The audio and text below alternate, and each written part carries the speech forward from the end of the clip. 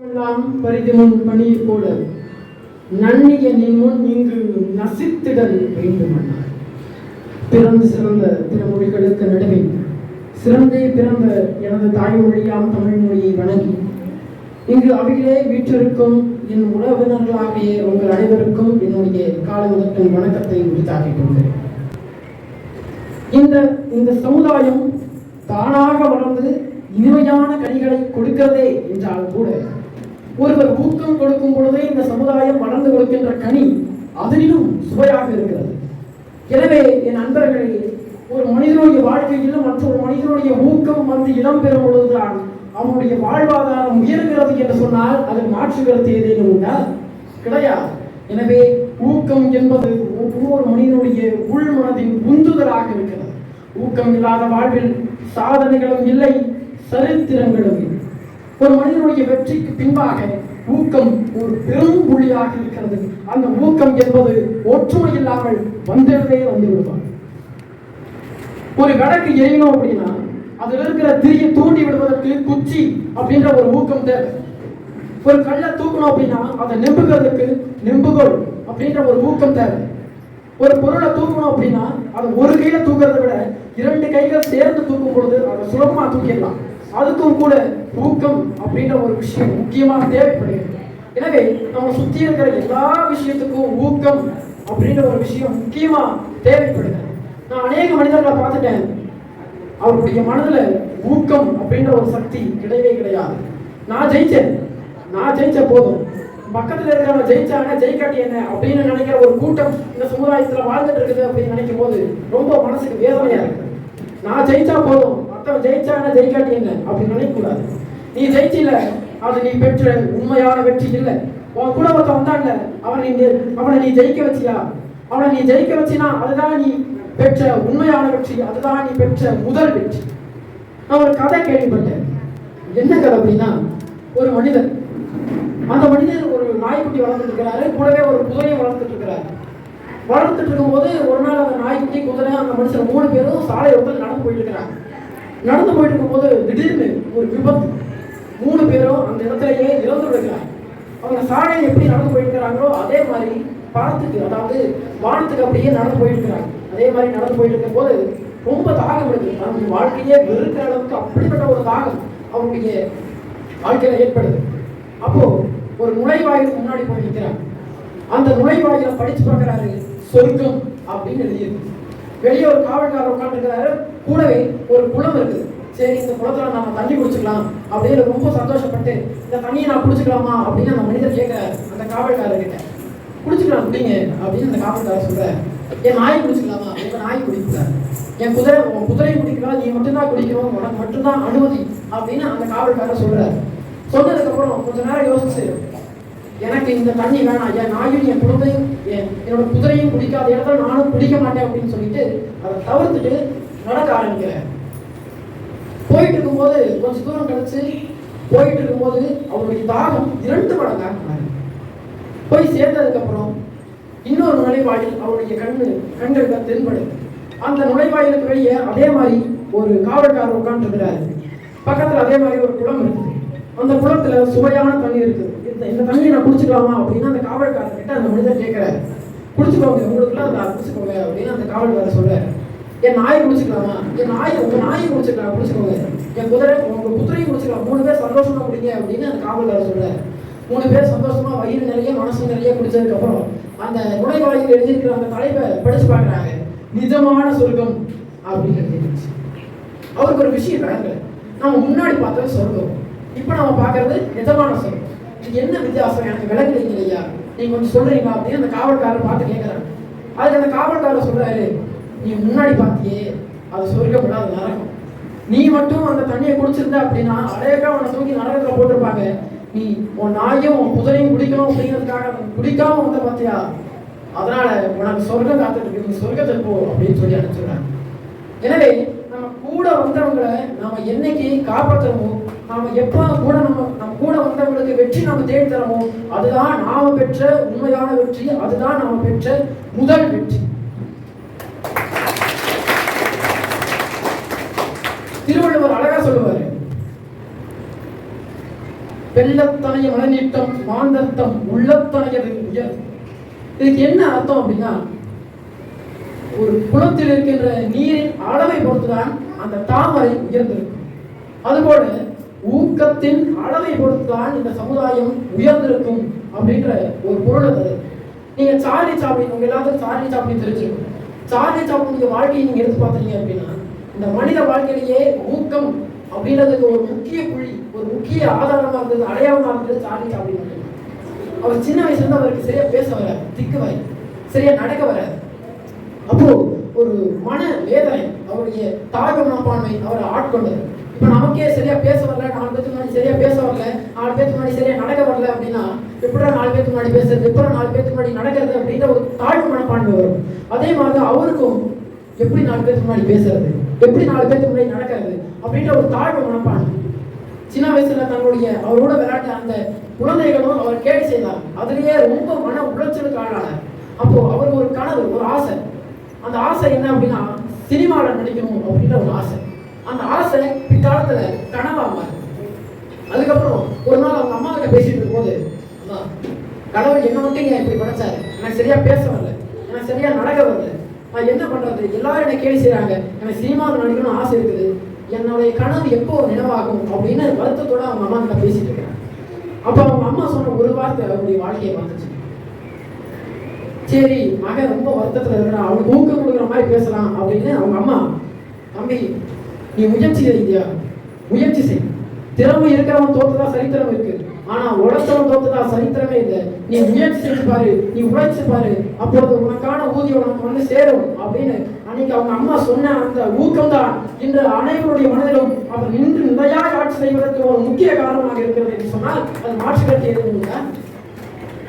எனவே நண்பர்களே, நமக்கு ஊக்கம் கொடுக்க மற்றவர்கள் முக்கியமாக தேவைப்படுகிறார். நான் சமீபத்துல ஒரு ஒற்றுமை பற்றி ஒரு நிகழ்வு கேட்டுப்பட்டேன். அது என்ன அப்படின்னா, ஒரு தேனி தனியா இருக்கும் பொழுது அதுக்கு அதிகமா பலம் இருக்காது. ஒரு தேனி தனியா இருக்கும் பொழுது அதுக்கு அதிகமா பலம் இருக்காதாம். ஆனா அந்த தேனி கூட்டமா சேர்ந்துச்சுன்னா அதுக்கு இருக்கிற பலம் மாதிரி எந்த உயிரினத்துக்கும் இல்லையா. எனவே ஒற்றுமைதான் பலம். நம்ம எல்லாத்துக்கும் ஒற்றுமையா இருந்தோம்னா அதுதான் நம்முடைய வாழ்க்கைக்கு ஒரு மிகச்சிறந்த பலமா இருக்கு. ஒற்றுமைக்கு ஒரு மிகச்சிறந்த ஒரு அடையாளம் அப்படின்னா, விலங்குகள்ல எறும்பு தான் ஒரு மிகச்சிறந்த அடையாளம். எறும்பு முன்னாடி போச்சு அப்படின்னா பின்தொடர்ந்து எல்லா எறும்புகளும் போகும். தலைவன் எப்படியோ மக்கள் அப்படி, அதே மாதிரி எல்லா எறும்புகளும் பின்தொடர்ந்து போகும். அப்பதான் ஒரு காரியம் வந்தேன், எப்பொழுது தலைவன் சரியாக இருக்கிறானோ அப்பொழுது அந்த இடத்திலே ஒற்றுமை உணர்வு சிறப்பாக இருக்கும் அப்படின்னு. நான் சமீபத்துல வலைதளத்துல ஒரு நிகழ்ச்சியை கேள்விப்பட்டேன். என்னன்னா, ஒரு குரங்கு கரண்ட் கம்பியில் அடிபட்டு கீழே விழுந்துருச்சு. எல்லாரும் பரிதாபமா மனுஷங்களா சுத்தி இருந்து பார்த்துட்டு இருக்கிறாங்க. அப்போ ஒரு குரங்கு ஓடி போய் தன்னுடைய மூச்சு அந்த குரங்கு கொடுத்து அந்த குரங்குடைய உயிரை காப்பாத்து. இன்னொரு ஒரு சம்பவம் என்ன அப்படின்னா, ஒரு குரங்கு இறந்து விடுகிறது. அந்த குரங்கு எல்லா குரங்குகளும் வந்து அடக்கம் செய்து அதனுடைய வழியில அடக்கம் செய்து மௌனஞ்சலி செலுத்தி செல்கிறது. எனவே ஒரு குரங்குக்கு ஒண்ணுனா எல்லா குரங்குகளும் ஒண்ணு சேரும் பொழுது, ஒரு எறும்புக்கு ஒண்ணுனா எல்லா எறும்புகளும் ஒண்ணு சேரும் பொழுது, ஒரு இனத்துக்கு ஒண்ணுனா எல்லா தேனிகளும் ஒண்ணு சேரும் பொழுது, மனிதர்களுக்கு ஒண்ணுனா நாம ஏன் எல்லாரும் ஒண்ணு சேரக்கூடாது? இப்ப பக்கத்து வீட்டுல ஏதாவது ஒரு ஆபத்து ஆச்சு அப்படின்னா அடுத்த நாள் நியூஸ் பார்த்தா நாமள தெரிஞ்சுக்கணும். பக்கத்து வீட்டுல என்ன நடக்குது அப்படின்னு தெரியாத ஒரு சமுதாயம் இன்னைக்கு நடந்து கொண்டிருக்கு, நடைமுறை வாழ்க்கையில் நடந்து கொண்டிருக்கிறது. எனவே அவன் என்னைக்குமே ஒற்றுமையோட உணர்வோட வாழ்ந்து கொண்டே இருக்க வேண்டும். ஒரு நிகழ்ச்சி நான் கேள்விப்பட்டேன். அதாவது ஒரு பாட்டி வடை சுட்ட கதை உங்க எல்லாத்துக்கும் தெரிஞ்சிருக்கும். சின்ன வயசுல தாத்தா பாட்டியெல்லாம் சொல்லியிருப்பாங்க பாட்டி வடை சுட்ட கதை. அதை நம்ம தமிழ்நாட்டுல நம்முடைய ஊர்ல எப்படி சொல்லி தராங்க. ஒரு பாட்டி மரத்தடியில வடை சுட்டு இருக்கிறாங்க. வடை சுட்டு இருக்கும் போது ஒரு காக்கா அந்த வடையை திருடிட்டு மரத்துல போய் உட்காந்துக்கும். அப்போ ஒரு நரி வரும், நீ அழகா இருக்கிறவங்க ஒரு பாட்டு பாடு அப்படின்னு காகத்தை பார்த்து சொல்லும். காக வாயை திறந்து பாட ஆரம்பிக்கும். அந்த வடை கீழே வரும். அந்த நரி அந்த வடையை கவ்விக்கொண்டு ஓடும். இதுதான் நம்ம ஊர்ல சொல்லி கொடுத்த கதை. ஆனா இதை வெளிதேசங்கள்ல வேறு விதமா சொல்லித்தராங்க. என்னடான்னு பார்த்தா, அதே மாதிரி ஒரு பாட்டி மரத்தடியில வடை சுட்டு இருக்கிறாங்க. இங்க என்ன வெளிப்படுது? முதியோர்களின் உழைப்பு. அதுக்கப்புறம் ஒரு காகம் வந்து எனக்கு வடை கிடைக்குமா அப்படின்னு பர்மிஷன் கேட்குது.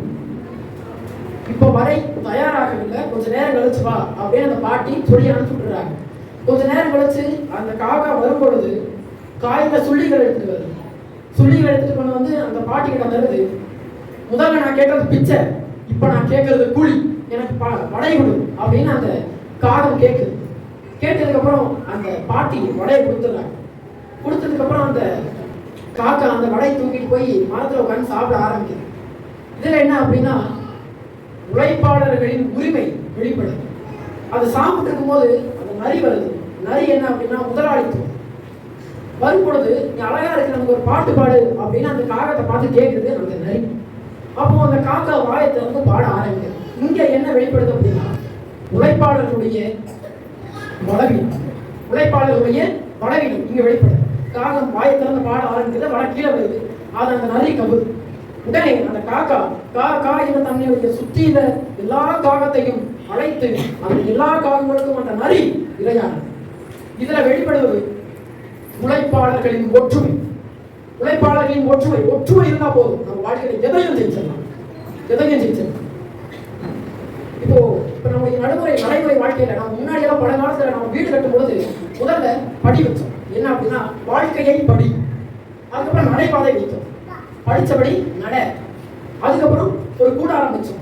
அந்த கூடாரத்துல அண்ணன் தம்பி அக்கா தங்கச்சி அம்மா அப்பா தாத்தா பாட்டி பெரியம்மா பெரியப்பா சித்தப்பா சித்தி அத்தை மாமா இப்படி எல்லா உறவினர்களும் ஒன்னா உட்காந்து ஒரு வேலையாவது ஒன்னா உட்காந்து ஆடி பாடி ஆரவாரித்து சாப்பிடணும் அப்படிங்கிறதுக்காக அந்த கூடாரம் கட்டணும். ஆனா இப்பதான் ஒரு ட்ரெண்ட் வளர்ந்துருக்கு. அப்படிப்பட்ட உறவு பேர்ல இப்பெல்லாம் அதிகமா யாரும் சொல்றதில்லை. மாமா அத்தை சித்தி சித்தப்பா பெரியம்மா பெரியப்பா சொல்றதில்லை. சிம்பிளா அங்கிள் ஆண்டி முடிஞ்சு போச்சு. இது என்ன பண்பாடு அப்படின்னு எனக்கு தெரியல. இதே சம வயசுல இருக்கிறவங்க அண்ணா தம்பி அப்படிலாம் கூப்பிடுறது இல்லை, ப்ரோ. இது என்ன பண்பாடு அப்படின்னு எனக்கு தெரியல. நான் சின்ன வயசுல தான் ப்ரோ அப்படின்னு கூப்பிடும்போது என்னடா ப்ரூ காப்பில பேர் வச்சு கூப்பிட்டுருக்காங்க அப்படின்னு நான் நினைச்சேன். அதுக்கப்புறம் தான் தெரிஞ்சது நான் சின்ன வயசுல பிரதர் அப்படின்னா ஃபுல் ஃபார்ம்ல தான் நல்லா படிச்சு பழக்கம். அதுக்கப்புறம் அவங்க சொல்றாங்க பிரதரை தான் ஷார்ட் ஃபார்ம் ப்ரோ அப்படின்னு கூப்பிடுறாங்க. அதை சொல்றது சோம்பேத்தனம், பிரதர்னு சுருக்கி ப்ரோ அப்படின்னு கூப்பிடுறாங்க. எனவே பிரதர் ப்ரோ அப்படின்னு கூப்பிடுற ஒரு பண்பாடு நம்மளுக்கு வளர்ந்துவிட்டது. அண்ணா தம்பி அப்படின்ற உறவு பெயர்கள் குறைந்து விட்டது. இன்னும் 55 வருடங்களுக்கு அப்புறம் நம்முடைய உறவு பெயர்கள் எல்லாம் காலம் தொட்டு அழிந்து வரும் அப்படின்ற ஒரு ஆய்வு சொல்லுது. எனவே நண்பர்களே, உறவு பெயர்கள் எல்லாம் நம்முடைய ஒற்றுமை உணர்வை வளர்த்துக்கு தான் இருக்குது, தவிர நம்முடைய ஒற்றுமை உணர்வை அழிக்கிறதுக்கு இருக்கவே கிடையாது. நான் சமீபத்துல ஒரு தகவல் கேள்விப்பட்டேன். அதாவது நம்ம பாரம்பரியமா கபடி அதிகமா கபடி விளையாடுற நபர்கள் அதிகமா இருக்கிறாங்க. அந்த கபடி எதுக்கு கண்டுபிடிச்சாங்க தெரியுமா? நம்முடைய முன்னோர்கள் எல்லா விஷயத்தையும் ஒரு காரணத்துக்காக தான் கண்டுபிடிப்பாங்க. அந்த கபடி எதுக்கு கண்டுபிடிச்சாங்க? அந்த கபடியை நீங்க நன்கு உற்று பார்த்தீங்க அப்படின்னா கபடியில மற்ற எல்லா விளையாட்டுலையும் கை கோர்த்துட்டு இருக்க மாட்டாங்க. ஆனா கபடியில ஒருத்தர் கை கோர்த்துட்டு இருப்பாங்க. என்ன அப்படின்னா முன்னாடி எல்லாம் நீ அந்த இனம் நான் இந்த இனம், நீ அந்த மதம் நான் இந்த மதம், நீ அந்த நிறம் உள்ளவன் நான் இந்த நிறம் உள்ளவன், அதனால நான் உங்ககிட்ட பேசக்கூடாது, நீ என்கிட்ட பேசக்கூடாது, நான் தொட மாட்டேன் நீ என்ன தொட மாட்டேன் அப்படின்ற ஒரு வழக்கம் இருந்தது. ஆனா அந்த கபடி அப்படின்ற ஒரு விளையாட்டு வந்ததுக்கு அப்புறம் கை கோர்த்துட்டாங்க. அப்போ அந்த வேற்றுமை உணர்வு எல்லாமே அடியோடு அழிந்து வருகிறது. ஒற்றுமை உணர்வு அங்க பிறப்படுது. அதுக்கப்புறம் மற்ற விளையாட்டுலாம் பார்த்தீங்க அப்படின்னா தொட்டா அவுட், ஆனா கபடியில தொட்டாதான் பாயிண்ட். எனவே வேற்றுமை இல்லாம ஒருத்தனை தொட்டு பேசணும், ஒருத்தனை தொட்டு பழகணும் அப்படிங்கிறதுக்காக வேற்றுமை உணர்வு அன்றியோடு அழிந்து விட வேண்டும் என்பதற்காக அப்படிப்பட்ட விளையாட்டுகளை கண்டுபிடிச்சு காலம் தொட்டும் நாம் விளையாண்டு வருகிறோம்.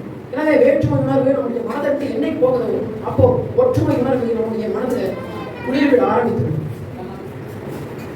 குழந்தைகள் கெட்ட வார்த்தைகளை என்னைக்குமே பேசுறது கிடையாது. கெட்ட வார்த்தைகளை என்னைக்குமே பேசுறது கிடையாது. கேட்ட வார்த்தைகளை மட்டும்தான் எப்பவுமே பேசுறாங்க. ஒரு கதை கேள்விப்பட்டேன். என்ன அப்படின்னா ஒரு அப்பா தன்னுடைய மகன், அந்த மகன் வந்து அதிகமா சிகரெட் பிடிப்பார். ஒரு நாள் என்னடா இப்படி சிகரெட் பிடிக்கிறீங்க, இதான் உடம்புக்கு தப்பு இல்லையா அப்படின்னு அந்த பையன் கிட்ட அந்த அப்பா கேட்கிறாரு.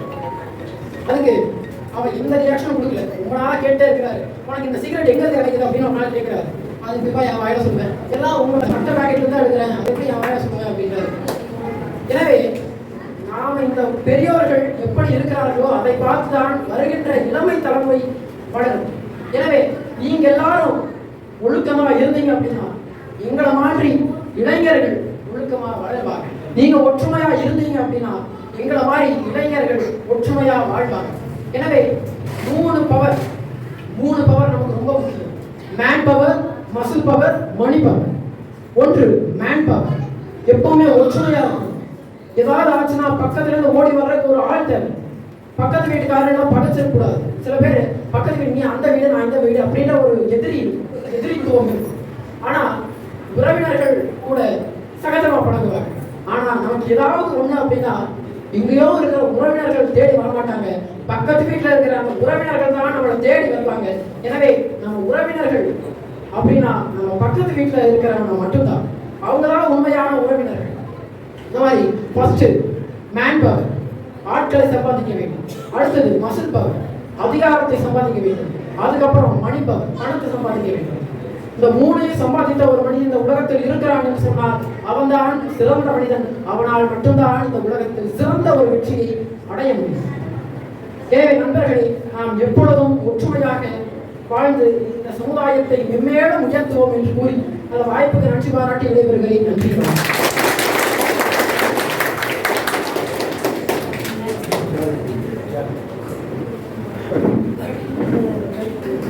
நன்றி நன்றி.